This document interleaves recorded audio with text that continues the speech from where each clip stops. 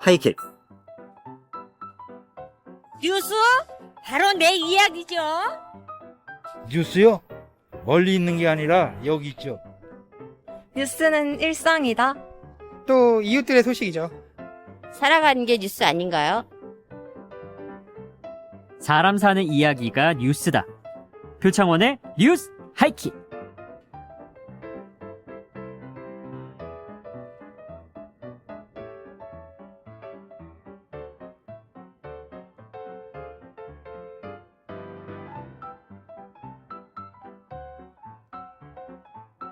오늘의 표정. 오륜정보산업학교, 다른 이름은 부산소년원입니다.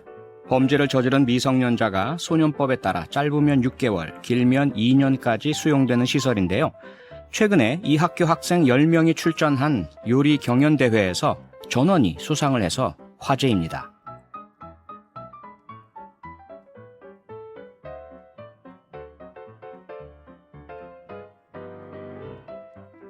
범죄사회학자들은 청소년 범죄를 막는 4개의 힘이 있다고 말합니다. 애착, 전념, 참여, 신념. 이 4가지 중 하나라도 제대로 작동을 한다면 강력범죄만은 막을 수 있다는 거죠. 오륜정보산업학교 학생들이 그 실제 예가 아닐까 싶습니다. 자신에게 관심과 믿음을 가진 누군가가 있고 그와 연결되어 있다는 애착. 제과, 제빵, 노래, 춤, 축구 등 무엇이든지 자신의 모든 것을 쏟아붓는 전념, 줄반장이건 청소반장이건 자신의 역할과 자리가 마련된 참여, 그리고 결코 범죄를 저지르지 않고 가치 있는 삶을 살겠다는 신념. 저 역시 지난 30년 가까이 경찰관으로 그리고 프로파일러로 일하면서 얻게 된 확신이 있습니다. 우리 사회가 아동학대와 소년범죄에 더 많은 관심을 기울인다면, 그래서 끊어진 사회와의 유대를 이어줄 수만 있다면 이들이 흉악 강력 범죄자로 크는 과정을 차단할 수 있고 피해자와 가족들의 억울함과 상처를 미연에 막을 수 있다는 겁니다. 요리 경연대회에서 입상한 오륜정보산업학교 학생들과 지도 선생님들에게 뜨거운 박수를 보내며 그 애착과 전념이 전국 소년원과 청소년 선도기관과 시설로 확장되길 바랍니다. 그리고 보호처분 기간 이후 사회 속에 제 자리가 마련되는 참여와 범죄가 아닌 의미 있고 가치 있는 삶에 대한 강한 신념으로 굳어지게 되길 기원합니다. 학창 시절에 선생님들로부터 불량 학생으로 낙인 찍혔던, 하지만 우리에겐 그저 재밌고 순수한 친구였던 아이들의 얼굴이 보고 싶어지는 오늘의 표정이었습니다. 함께 들으실 노래는 YB, 나는 나비입니다. 내 모습이 보이지 않아, 앞길도 보이지 않아. 나는 아주 작은 애벌레, 살이 터져 허물 벗어 한 번 두 번 다시. 네, 윤도현 밴드 YB가 부른 나는 나비 듣고 오셨습니다. 이수미님, 천종호 판사님의 아니야 우리가 미안하다 책을 읽었던 적이 있는데 우리 어른이 아이들에게 얼마나 관심을 가지느냐가 변화되게 할 수 있는 것 같아요.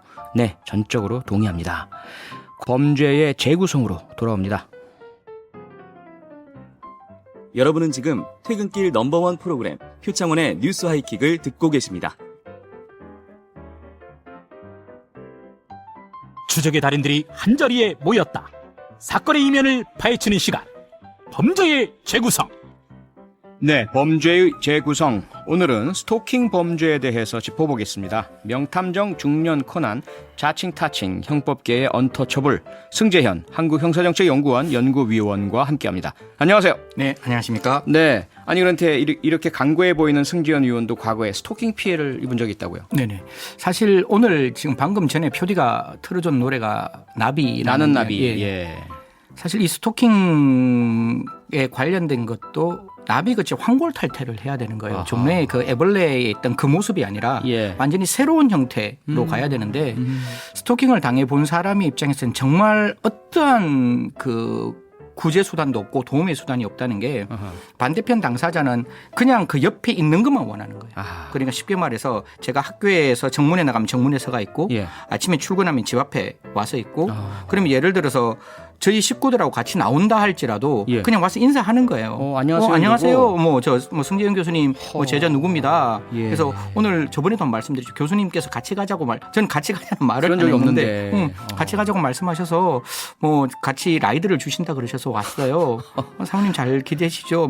아기가 너무 이쁘네. 이런 형식의 나오니까 소름이 쫙 끼치네요. 말만 들어도. 이게 진짜 답이 없는 문제인 것이고 이러면 안 되지 않느냐 그러면 뭐라고 말하는가 하면 내가 뭘 잘못했냐고 내가 그냥 그 교수님한테 원하는 게 아무것도 없지 않냐고 그냥 옆에 있는데 그게 무슨 문제냐고 근데 옆에 있는 게 문제거든요. 그러니까. 옆에 있는 게 답답한 거고 그러니까 이 행동에 대해서 제가 형법 학자임에도 불구하고 그 행동이 형법적으로 처벌할 수 있는 게 아무것도 없는 거예요. 예. 그럼 경찰한테 이야기하면 저만 이상한 놈 되는 거죠. 맞아요. 아니 옆에 있는 게 싫어서 신고한다. 옆에 있는 게 싫어서 신고한다고 경찰한테 이야기하면 그게 구속 요건에 해당성이 뭐가 있는 거죠? 왜 경찰한테 이러십니까? 그 귀찮은 일, 법적으로 의미 할수 있는 없는 게 일, 없는데. 죄가 안 되는 일을 왜 시키나요? 라는 게 스토킹이 가지고 있는 굉장히 큰 문제점 중 맞아요. 그러니까 피해자분들은 아마 아주 전적으로 공감들을 하실 텐데 사실상 승재현 의원이 겪으신 피해보다 훨씬 더 무섭고 심각한, 두려운 예. 피해들이 훨씬 더 많잖아요. 그렇죠. 예. 그런데도 우리 법은 때린 것도 아니고 뺏은 것도 아니고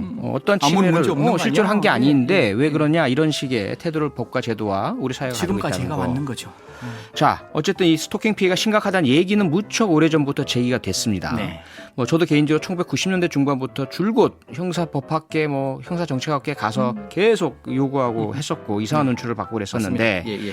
최근에도 이 스토킹 피해들은 무척 많이 발생하고 그렇죠. 있죠. 이게 사실 올해 1월부터 7월까지 발생한 스토킹 범죄가 무려 2,756건. 그럼 하루로 환산하면 하루에 13건 정도가 되는데 예. 이게 2018년에는 2,772건이었는데 2019년에는 5,486건으로 거의 2배 가까이 격정을 하고 지금도 7월까지가 2,756건이니까 네. 하반기까지 생각하면 훨씬 더 많은 숫자가 올라올 건데 문제는 그럼에도 불구하고 처벌되는 그 건수는 한 20% 그러니까 2018년에 19.62% 예. 그다음에 2019년에 10.6% 올해는 상반기까지 했는데 더 떨어졌어요. 이게 10.8%밖에 안 되는 게 사실상 뭔가를 처벌하고 싶잖아요. 이게 분명히 네. 그 사람은 불안하고 힘들고 답답하니까 예. 저 좀 도와주세요. 저 정말 힘들어요. 라고 하는데 경찰 쪽이나 수사기관의 입장에서는 이게 처벌할 수 있는 근거가 전혀 없으니까. 있어봐야 경범죄 처벌법 경범죄니까. 위반. 예, 그거밖에 그러니까 안 되고. 이게 처벌 건수가 낮다라는 의미가 아니라 이 의미는 반대로 처벌할 수 있는 법령이 없다. 법령이 없다. 라고 우리가 재해석해야 되는 거죠. 경찰 쪽에서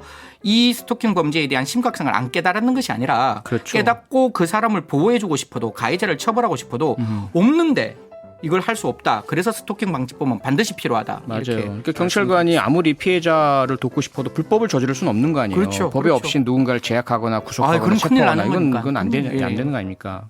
자, 그런데 또 더 큰 문제는 이렇게 스토킹 피해 자체도 심각하지만 스토킹 이후에 강력범죄로 이어지는 사건이 꽤 많다는 거 아니에요. 이제 지난 5월이었죠? 예. 경남 창원의 한 식당에서 일어난 살인 사건. 이것도 알고 봤더니 그 전에 스토킹 범죄가 그렇죠. 있었고 그렇죠. 그것이 발단이었다. 네네. 사실 스토킹 범죄가 전국적으로 둘 중에 하나로 이것도 가는 범죄인데 예. 이게 음주운전하고 비슷해서 자기 자신이 가학을 통해서 자기 자신에게 그 스토킹하는 사람이 가해자가 피해를 입거나 아니면 그 피해자의 생명을 빼앗거나 사실 이게 굉장히 심각한 범죄로 분명히 바뀔 수 있는 전조가 보이는데 지금 말씀 주신 이 사건도 결국 경남 창원시에서 있었는데 제일 처음에 살인 사건이 일어나고 난 다음에 약간 과잉살상 그러니까 저희들 이제 사건을 봤지만 오버킬에서 몇 번을 수차례 흉기로 찔러서 숨지게 했는데 그러면 왜 이랬냐 그러니까 서비스가 좀 안 좋았다.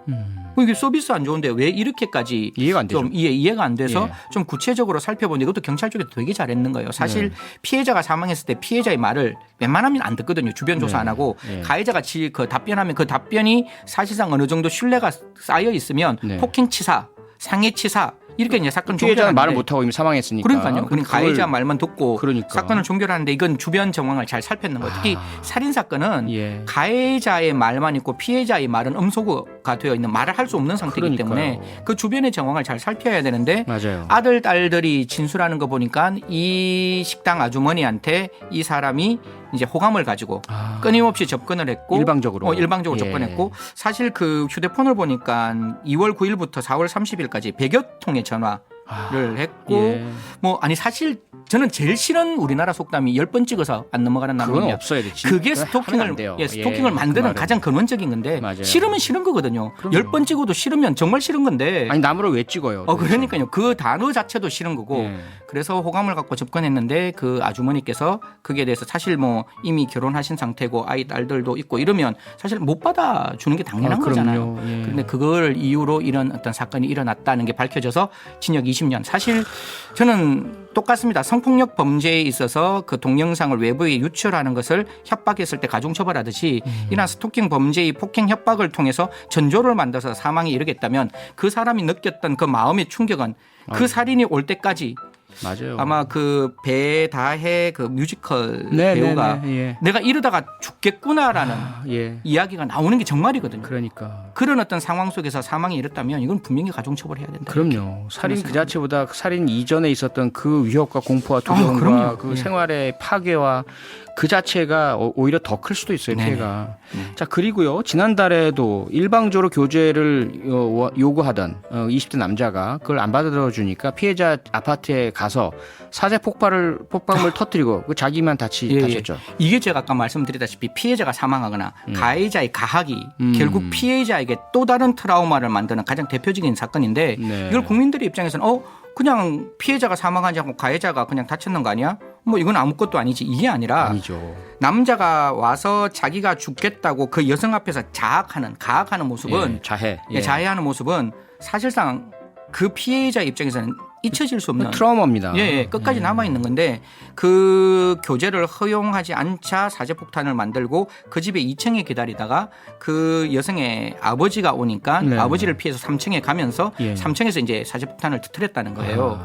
그러면 그래서 이제 손에 이제 치명적인 영구 손상을 입게 되는데 네. 그럼 그 피해자의 여성의 입장에서는 얼마만큼 큰 충격이겠어요. 그럼요. 공포죠. 그래서 이러한 스토킹 범죄가 결국 마지막에는 그냥 단순하게 따라다님에 그치는 것이 아니라 국민의 생명이 직접적으로 빼앗기는 사건이 이미 발생했고 네. 또 그걸 받아주지 않을 때 그 가해자가 스스로 자해를 함으로써 피해자에게 또 다른 2차 트라우마를 심각하게 끼치는 사건이다. 이런 점을 반드시 국회는 꼭 깨닫고 이번에 뭐 통과를 시키겠다고 하니까 이번에 꼭 한번 지켜봤으면 좋겠습니다. 예, 지켜봐야 되겠는데 그런데 법 통과가 안 되면 현재 현행법상으로는 앞서도 제가 살짝 말씀드렸지만 경범죄 처벌법 아니라면 형법상의 다른 그 구성 요건에 맞춰야만 겨우 개입이 가능 처벌을 가능하잖아요. 그 현황 좀 설명 좀 해주세요. 대부분 이제 제일 처음에 딱 신고를 할 때 저 예. 사람이 저를 따라다니고 있어요라고 신고를 하고 그럼 경찰 쪽에서 물어보겠죠. 다른 행동이 있습니까? 그러니까 없다라고 하면 이제 경범죄 처벌법상 지속적 괴롭힘이 되는 거고 그 경찰 쪽에서는 굉장히 매뉴얼을 잘 만들었어요. 네. 그냥 지속적 괴롭힘으로 끝나는 게 아니라 상대방의 명시적 의사에 반해서 지속적인 접근을 시도하며 면회 또는 교제를 요구하거나 지켜보기 따라다니기를 계속한다면 네. 이거는 정말로 경범죄 처벌법상 지속적 괴롭힘에 해당되기 때문에 이러한 경우는 10만 원의 벌금에 처하는 걸로 그렇게 나왔기는 나왔는데 다른 법이 없으니까 이 법을 이제 좀 구체화 시켰는 거예요. 경범죄 처벌법. 근데 이게 정말 좀 죄송스러운데 우리가 범칙금이라고 있잖아요. 네. 제가 이제 저희 집 아기 강아지를 데리고 동네 이제 산책을 시키면 그 강아지가 이제 응아를 하면 그걸 내버려 두면 그게 범칙금. 그 정도. 그 정도 10만 원 정도. 비슷한 정도고 그다음에 우리가 암표를 하잖아요. 암표를 하는 경우에는 범칙금이 16만 원이에요. 그러니까 이게 따라다니는 그 피해자의 마음은 정말 절박함에도 불구하고 이 벌금 10만 원 이게 암표보다도 싸고 강아지 볼일 정도에 해당된다. 그 정도밖에 안 되니까 이게 기가 차는 거죠. 게다가 더 중요한 건 경범죄 처벌법상의 범칙금은 아무리 반복해서 상습 가중이 없잖아요. 그냥 매번 한 똑같은 거밖에 안 되니까. 보고 이렇게 되는 거죠. 야, 이 태은봉님 문자 주셨는데요. 저도 스토킹 당한 적이 있는데 지금 정신과 다닙니다. 밤은커녕 낮에도 혼자 다니기 무서워요. 이 피해자분들의 이야기는요, 정말 들으면 막 울분이 솟아올라요. 당사자의 입장은 정말 삶 전체가 형해화되는 그냥 없어지는 느낌. 그러니까요. 자, 그러니까 이제 스토킹 피해 그 자체만도 그럴 정도인데 앞서 말씀드린 두 가지 사건 그 이후에도 많죠. 김홍일 사건도 있고 무척 많습니다. 스토킹이 결국 살인으로 이어진 사건. 만약에 가정이란 게 없긴 하겠지만 가정을 한다면 스토킹 처벌법이 그 전에 일찍 통과가 돼서 시행되고 있었다면 이러한 살인을 막을 수 있었다 이렇게 보시는 거죠. 저는 가능하다고 보는 거죠. 왜냐하면 지금 같은 경우에는 그 스토킹 피해자는 그냥 맨몸이에요. 내가 분명히 당했는데 네. 이걸 이야기할 수 있는 그 어떠한 보호 장치가 없는 거예요. 없어요. 없으니까 정말 내가 신고를 해봤자 경범죄 처벌법 10만 원인데 이걸 신고하면 어떻게 되는가 하면 이 가해자가 강해져요. 네가 나를 신고를 해? 더 이런 이래가 보복 더 심리가 생기죠. 강화되는 그런 어떤 입장에서 사실 스토킹 방지법이 있었으면 그 안에 이제 촘촘한 깨알 같은 규정이 들어와 있겠죠. 그럼요. 그러니까 분명히 그렇게 하면 처벌도 강화됐을 것이고 임시 조치로 격리도 됐을 그렇죠. 것이고 그다음에 이게 법 조항이 만들어지면 이 법 조항에 따라서 우리가 구속 사유에 보면 네. 그 피해자에게 위해를 끼칠 우려가 있으면 구속 사유가 되니까 그렇죠. 구속도 할 수 있는 것이고 거기다 가해자에 대한 교육 명령, 상담 가능하죠. 명령 가능해서 예. 문제의 원인을 찾아서 네, 네. 해소하고 해결해 줄 수가 있잖아요. 당연하죠. 그러니까 이 스토킹법은 뭐 의원님도 계속 이제 그 말씀을 주시지만 이게 빨리 만들어졌어야 되는데 맞아요. 지금까지 안 만들어졌다는 거는 참 어처구니 없다. 어처구니 이렇게. 없는데 왜라는 질문을 드릴 수밖에 없어요. 왜 어처구니 없는 이러한 번번이 스토킹 처벌법이 발의만 됐다가 회기 만료 자동 폐기 되는 일이 14번이나. 반복되었을까요? 그렇죠. 예. 왜 두 그랬을까요? 가지 측면인 것 같은데 국민들께 이 말씀드리면 국회의원들께서 조금 이렇게 곤혹스러우실 것 같은데 괜찮아요. 막 말씀하세요. 저는 이미 아니니까. 네. 사실상 그 여당에서 이 좋은 법을 만들면 야당이 반대하고 예. 야당이 이 좋은 법을 만들면 여당이 반대하는 거예요. 그러니까 이게 정치적 논리에 어떤 색깔이 입혀 있는 거고 네. 두 번째는 기관 이기주의가 들어가요. 그러면 첫 번째 출동했는 사람이 경찰이냐? 그럼 경찰이 임시 보호 조치 명령을 이제 청구를 하는데 법원에 직접 경찰이 청구할 수 있느냐? 라고 하니까 야 청구권은 어떻게 경찰 쪽에 줄 수 있는 거야. 그 당시에는 검경수사권이 이만큼까지 무르익지 않았으니까. 않았었죠. 예. 그냥 그런 어떤 피해자는 오늘도 피해를 당하고 있는데 예. 국회의원들한테 좀 죄송하지만 뭐 해야 될 말은 해야 되니까. 그럼요. 하셔야죠. 이게 열흘 동안 반복되고 그게 임기 만료로 폐지됐다는 그 수많은 피해 여성들이 사망했음에도 불구하고 물론 남성들도 있겠지만 네. 사실상 국민의 생명을 지켜야 되는 또 하나의 국가기관으로서의 입법 활동을 분명히 하지 않았다라는 점. 이건 분명히 입법 부작이고 그 네. 입법 부작위에 대해서 국회 쪽에서는 반드시 책임이 있는 거고. 그 직무유기죠. 직무유기. 예, 직무유기고 예. 지금도 그 책임으로부터 자유롭지 못하니까 네. 이번에야말로 반드시 통과시켜야 맞습니다. 한다. 이렇게 말씀드리고 또 한 싶습니다. 가지 이유를 제가 경험자로서 말씀을 드리자면 스토킹 처벌법 같은 법은 네네. 표를 별로 얻을 수 있는 법이 아니에요. 네. 그러니까 다른 거는요. 아까 승진 의원님 말씀하신 것처럼 뭐 다양한 여야 간의 다툼이든 기관 이익이 그런 거 없는 게 어디 있어요? 있어도 서로 타협하든지 아니면 한쪽이 다른 쪽을 밀어붙이든지 꼭 통과시킵니다. 그런데 스토킹 행위 처벌법은 이거 통과 안 한다고 해서 네네. 누가 뭐 표 안 준다든지 압박한다든지 별로 없어요. 네네, 여성 단체들이 물론 그런 걸 하긴 하지만 네네. 다수는 아니거든요. 네네. 그것이 또 중요한 원인이다라는 말씀을 제가 꼭 보태고 싶고요. 네네. 여기서 하나 궁금해지는 게 그렇다라면 네. 다른 나라들은 어떤가? 우리나라처럼 이렇게 번번이 무산되고 없는가? 가장 대표적으로 미국이 이제 굉장히 주가 많은데 캘리포니아에서 1990년에 스토킹 네. 방지법을 만들고 거의 모든 주에서 이 법이 만들어져 있고 그렇죠. 기본적으로 형량이 6개월에서 최대 5년까지고 네. 더 중요한 건 18세 미만의 5살 이상이 되는 성인이 접근을 하면 더 강력하게 처벌한다라는 점이 있는 것이고 영국 같은 경우에는 스토킹에 대한 체크리스트를 만들어놨어요. 그래서 그 꼼꼼하게 이 체크리스트 안에 들어오면 이건 스토킹이고 예. 그러면 최대 3개월까지 일단 접근 금지를 먼저 하고 그다음 6개월까지 징역형을 할 수 있고 가까운 일본도 이 스토킹 방지법을 만들어 놓고 있거든요. 맞아요. 그래서 네. 2년 이하의 징역이나 이게 벌금이 사실상 100만 원이니까 우리나라 돈으로는 한 1,094만 원 정도 1,000만 원 정도의 네. 어떤 벌금을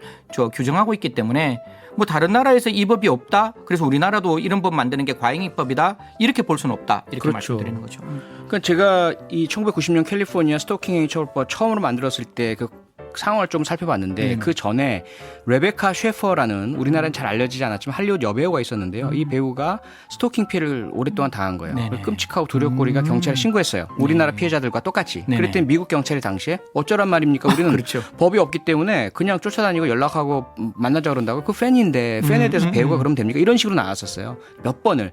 그러다 결국은 그 스토커가 이 레베카 셰퍼를 살해해버렸거든요. 네네. 그 사건이 발생하니까 완전히 난리가 나고 그래서 이 할리우드 시인이 캘리포니아에서 제일 먼저 스토킹 행위 처벌법을 만든 것이고 네네. 이후에 보니까 영국이고 호주고 캐나다가 유사한 사건이 다 있단 말이에요. 네네. 영국에서는 심지어 그 당시에 국회의원, 여성 국회의원이 스토킹 피해를 당하다 살해당한 일이 있었어요. 네네. 그래서 다 만들어졌는데 그럼 우리는 이런 사건이 없었나요? 무척 많잖아요. 많잖아요. 예. 근데 우리는 그럼에도 법을 못 불구하고 만들까요? 못 만들었다는 게 이제 지금 와서 이제 문제인데 제가 이제 마지막으로 예. 그럼 지금 이제 스토킹 방지법이 통과된다라고 봤을 때 네. 저는 한 세 가지를 좀 깨알같이 말씀을 드리고 싶은 게 첫 네. 번째는 지금 법명이 스토킹 방지법 네. 아니면 스토커 처벌법인데 처벌법. 예. 스토커를 처벌하는 것도 매우 중요한데 스토커를 처벌하는 것보다 더 중요한 것은 그 피해자를 어떻게 보호할 맞아요. 것이냐라는 측면. 그렇습니다. 법안에는 그 시각이 담겨 있거든요. 예. 그러니까 스토커 처벌 및 스토킹 방지, 그다음에 피해자 보호법, 이렇게 예. 좀 이렇게 전반적인 테두리를 열어놔야 되는 거고. 맞아요. 두 번째는 그 법정형이 3년 이하의 징역 이렇게 되어 있는데 그럼 3천만 원 이하의 벌금인데 처음에 딱 갔을 때 수사기관이 이 법정형이 만들어졌다고 해서 구속수사할까요? 절대 하지 않거든요. 아니죠. 예. 처음에는 제가 봤을 때 구속수사도 안 하고 똑같을 거라고요. 옆에 있는데 무슨 어떻게 하겠어요. 그리고 법원에 넘어가도 이게 징역형 절대 나오지 않거든요. 벌금도 정말 낮은 벌금형이 네. 나올 거니까 이 스토커를 처벌하는 시각에 청착대가 있는 것이 아니라 이 피해자를 어떻게 보호할 거냐의 맞아요. 측면이 가야 되기 때문에 저는 깨알 같은 규정을 어떻게 만들어야 되는가 하면 피해자에게 접근했을 때 그 피해자가 싫다 네. 이러면 격리를 정확하게 시켜줘야 되는 그렇죠. 거예요. 그러면 웨어러블 같은 걸 통해서 네. 그 격리 범위에 들어왔을 때 면대면에 만나지 않더라도 이거는 분명히 스토킹에 있는 준수사항을 위반했는 거다. 그럼 그 다음 단계에서는 위반했으니 네가 재범의 위험성이 있고 그 피해자에게 위해 우려가 있으니까 바로 구속. 그렇죠. 그래서 구속 수사를 하고 예. 구속 수사를 하고 난 다음에 그 사람이 징역이 됐건 벌금이 됐건 어떤 형태로 나오더라도 네. 피해자가 그 가해자에게 신원이 절대로 드러나지 않도록 뭐 이건 뭐 정인 프로그램 정도는 안 되더라도 완벽하게 그에 준하는? 그것이 쉴드될 수 있는 네. 깨알 같은 규정이 안에 들어와 있어야지 그냥 3년 3천만 원 이하 벌금 이걸로 모든 게 끝 이게 아니라 오히려 그렇게 미약한 처벌받고 나서 더 보복 심리가 강해지잖아요. 예, 그러니까 네. 이 법이 이제는 시작인 법이고 아하. 그 과정 안에서 그 피해자와 가해자를 어떻게 적극적으로 분리할 것인지 분리하고 숙제가 난 다음에 나왔네요. 예. 어떻게 그 강력한 처벌을 구현할 것인지에 대한 네. 내용이 들어와 있어야 한다고 생각합니다. 네, 지금 공은 21대 국회로 넘어왔습니다. 이수정 교수가 참여하고 있는 국민의힘 성폭력 대책 특별위원회가 1호 법안으로 스토킹 처벌법을 발의했고요. 한정혜 더불어민주당 정책위 의장도 지난 10일 원내대책회의에서 정기국회 내 스토킹 범죄 처벌법을 처리하겠다라고 공언을 했습니다. 이번엔 꼭 통과되기를 바라고요. 정치권이 과연 어떻게 대응할지 두 눈 부릅 우리 네 눈이네요. 네. 네 눈. 그리고 청취자 확실하게. 여러분들의 무수하게 많은 눈과 함께 확실하게 부릅뜨겠습니다. 지켜보도록 하겠습니다. 오늘 순서는 여기서 마치겠습니다. 한국형사정책연구원의 승재현 위원이었습니다. 고맙습니다. 네, 감사합니다.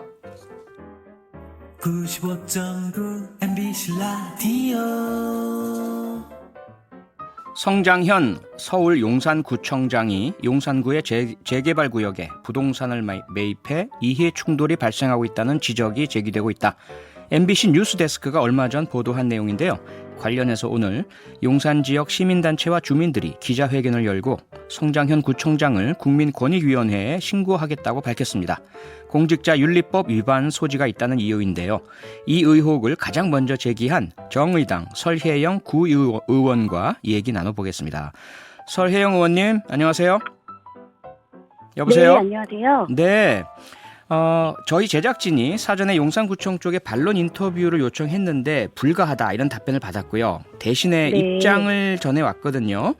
네. 그래서 제가 서 의원님께 질문을 드리면서 용산구청 쪽의 입장을 최대한 반영해서 질문을 드리고자 네. 하는데 괜찮으시겠습니까? 예, 예. 아, 네네. 고맙습니다. 자, 그럼 먼저 제기하신 의혹이 두 가지인 것 같아요. 하나는 이 용산 성구청장의 부동산 투기 여부, 그리고 하나는 이해 충돌 소지, 이 두 가지인데요. 먼저 이 성장현 용산구청장이 부동산 투기를 했다 이렇게 보시는 이유 설명 좀 부탁드리겠습니다. 네. 성장현 구청장이 지금 지난 8월에 경실련에서 밝힌 수도권 기초자치단체장 부동산 재산 순위 상위 3위입니다. 네. 총 세 채를 갖고 있는 상태에서 강북 최대 개발 사업이라고 불리는 한남 뉴타운 4구역에 또 주택을 매입했습니다. 이 주택이 공시지가 기준으로 매입 5년 만에 8억 4,400만 원 상승해서 네. 상당한 시세 차익을 보고 있고요. 네. 이 주택은 입주권이 2개 이상 나올 것으로 확인을 했습니다. 재개발 지역의 입주권을 목표로 한 투기라고 의심하고 있습니다. 네, 재개발의 입주권을 목표로 한 투기다 이렇게 말씀 주셨는데, 네네. 그 이제 지적에 대해서 용산구청이 보내온 입장문은 이렇습니다. 해당 지역이 정비사업 지역으로 지정된 것이 2006년, 조합 설립 인가가 난 시기가 2015년 1월, 구청장은 그 이후인 7월에 매입을 했다. 만약에 시세 차익에 따른 투기 목적이었다면 정비사업이 지정된 2006년 이후에 매입을 해서 조합 설립 인가가 된 2015년 1월 이후에 팔아야 맞다. 그런데 그 네. 뒤인 7월에 매입을 했다. 그래서 부동산 투기라고 보기에는 시기적으로 맞지 않는다. 어떻게 답하시겠습니까? 아, 네. 그러면 성장현 청장께서 이 주택을 정말 거주하려고 매입하신 건지 묻고 싶습니다. 아하, 예. 해당 주택은 14가구가 있는 다가구 주택인데요. 네. 한 가구를 살펴보니까 방 하나, 부엌 하나, 화장실 하나 이렇게 이제 구성된 주택이 14가구가 칸칸이 이어진 주택입니다. 현재 성장현 청장은 25평 아파트에 살고 있습니다. 네. 본인과 가족명의 주택을 세 채나 가진 분이 14가구로 쪼개진 다가구 주택, 그것도 뉴타운 개발 지역에 샀다. 이것이 투기가 아니면 무엇인지 묻고 싶습니다. 네.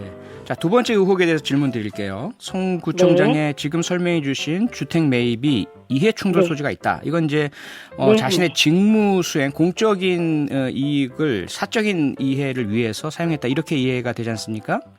그렇죠. 이건 네. 왜 그렇다고 설명하시겠습니까? 네. 이 주택은요. 한남 4구역 조합설립 인가를 내준 지 6개월 만에 본인이 구입을 한 거고요. 네. 향후 이 개발 사업의 사업 시행 인가, 관리 처분 인가권자인 성장현 청장이 해당 구역의 주택을 매입한 것입니다. 네. 뉴타운 사업에서 가장 큰 구청장의 권한은 감정평가 업체 선정, 관리처분 인가 권한이라고 알고 있습니다. 예. 이런 인가권자로서 막대한 영향력을 행사할 수 있는 분이 해당 지역의 주택을 매입했다. 다른 지역도 아닌 이것은 심각한 이해충돌의 문제라고 생각합니다. 네. 그 의원님의 이런 지적에 대해서 용산구청이 또 이렇게 답을 했습니다. 재개발 사업 결정권은 서울시에 있고 그리고 말씀하신 것처럼 구청장이 사업 시행 인가와 관리 처분 인가를 하지만 이것도 서울시와 협의를 거쳐서 진행 중이다. 그렇기 때문에 이건 구청장의 이해 충돌 사안이 아니다. 그런 주장은 근거 없는 흠집내기에 불과하다. 이렇게 반론을 해왔거든요. 어떻게 답하시겠습니까? 네. 도시및 주거환경정비법 제50조에 보면은 사업 시행 인가에 이제 국토교통부령으로 정한 서류를 첨부해서 시장 군수 등에게 제출하고 사업 시행 인가를 받도록 되어 있습니다. 네. 관리 처분 인가도 마찬가지입니다. 예. 이 과정에서 얼마 전에 한남 뉴타운 3구역 2019년 3월에 조합 설립 인가가 난 한남 3구역의 그 조합 설립 인가 과정을 보면 구청이 용산구청이 인가를 내줬다. 이렇게 분명히 밝히고 있습니다. 아하, 예. 네. 예. 그래서 일단 그 인가권은 실질적으로 구청장이 있기 때문에 자기의 개인적인 그렇죠. 사적 이익을 네네. 위해서 그런 인가권을 행사한 것이다 이렇게 보시는 거군요. 그렇죠. 이 법령에 지금 시장 군수 등에게 나와 있는 조항을 이제 그렇게 해명을 하고 있는 것 같은데요. 아하. 현실적으로 진행되는 인가권은 구청장이 갖고 있습니다. 예. 네. 그리고 의원님이 또 제기하신 의문이 이 성장현 구청장의 주택 매입 자금 부분인데 이 자금 부분도 의혹이 있다. 이건 어떤 이야기입니까? 네. 2014년 공직자 재산신고 내역을 보면은 출판 기념회 및 소득 저축이 4억 1천만 원에 기재되어 있습니다. 예. 저는 이 재산신고 내역을 보면서 가장 의아했던 부분입니다. 출판 기념회 당시에 저도 참석을 했었지만 정말 많은 분들이 참석하셨습니다. 그분들이 내신 후원금은 좋은 정치에 사용하라고 내주신 것이지 본인의 집을 사라고 드린 것은 아니지 않겠습니까? 그렇죠. 네. 그런데 출판 기념회 수익금 등 4억 원이 여기에 사용된 것으로 보인다는 거죠. 주택 매입 자금에. 네, 주택 매입 자금에 이 출판 기념회의 그 소득을 저축을 해서 매입했다고 나와 있습니다. 예. 네. 자, 그러한 지적에 대해서 용산구청은 또 이렇게 반론을 합니다. 구청장 본인과 자녀의 저축, 은행 대출, 출판 기념회 수익 중 일부를 주택 매입에 사용한 것이고 출처에 문제될 게 없다. 그리고 구청장은 재산 변동 사항을 매년 성실히 공개하고 있다. 그래서 문제가 없다. 예, 어떻게 이분 어떻게 보십니까? 네, 성장현 구청장은 지금 10년 동안 구청장으로 재직 중입니다. 예. 제가 볼 수 있는 것은 공직자 재산신고 자료가 전부입니다. 이 자료를 들여다보면서 저는 몇 가지 이상한 점을 발견을 했습니다. 먼저 구청장 예금 현금 흐름이 너무 이상합니다. 2014년 출판기념회 소득으로 4억이 증가했고 2016년 그 금액으로 다가구 주택을 매입했습니다. 이 매입 자금에 7억 9천만 원이 본인 그 돈이 들어갔다고 했는데 여기 이제 자녀 축의금 내역도 포함이 되어 있습니다. 아하. 이 부분 첫 번째 의아하고요. 네. 두 번째, 급격한 예금 증가가 2014년 4억, 2015년 1억 8천만 원 이렇게 있었습니다. 네. 그 이후 2016년 건물을 매입했고요. 예. 2017년 두 자녀에 대한 보지 거부를 했습니다.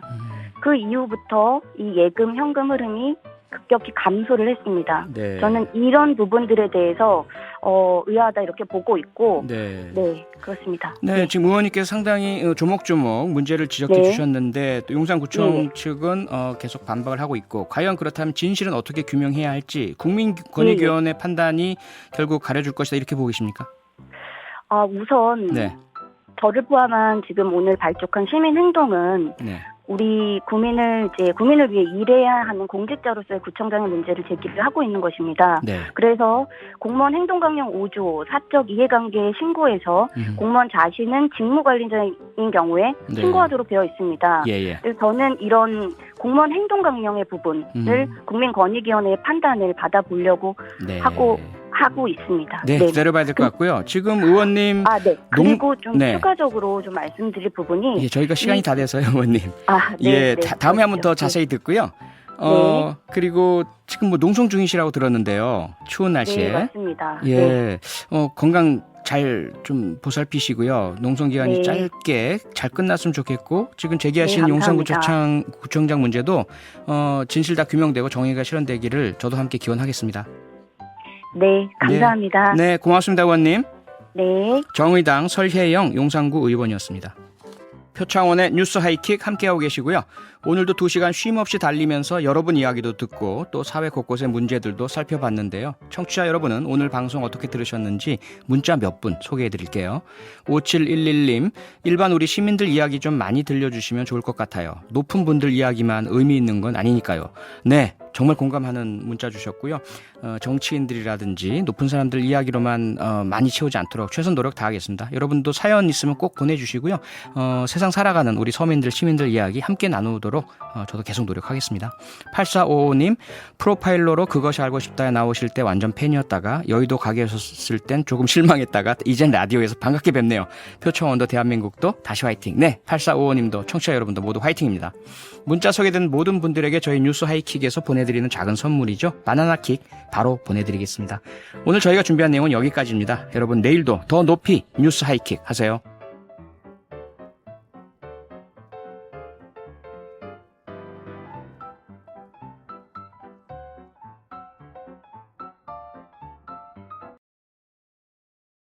남자와 함께 차에 타는 것을 봤습니다. 그러나 그들은 고속도로에 타지 않았고 고의로 카메라를 가져가기 위해 작은 길을 택했습니다. 그는 휴대폰을 꺼냈다. 영상 속 그녀는 카메라를 향해 몸을 돌리려고 노력했다.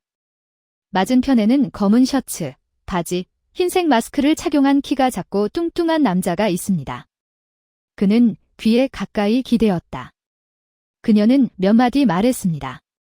티에우하, 튜하는 잠시 침묵을 지킨 뒤 그를 따라 차로 갔다. 바흐보, 박피오는 침묵한다. 경찰이 자발적인 사건인 것처럼 사건을 접수하지 않는 이유도 바로 이것이다. 나는 비디오 속 남자를 보았고 내 여동생이 한때 했던 말이 기억났다. 티에우 말을 찾으러 가지 마라. 놀릴 수 없습니다. 하지만 영상 속 인물의 모습은 제 얼굴을 본 집단이 아닌 이상 코드와 많이 다릅니다. 무슨 생각을 했나요? 나는 눈살을 찌푸렸다. 소위 텐의 반별거리에는 튜마라는 사람이 있는데 그가 불친절한 공범인지는 확실하지 않습니다. 고개를 끄덕이고 돌아서서 떠났다.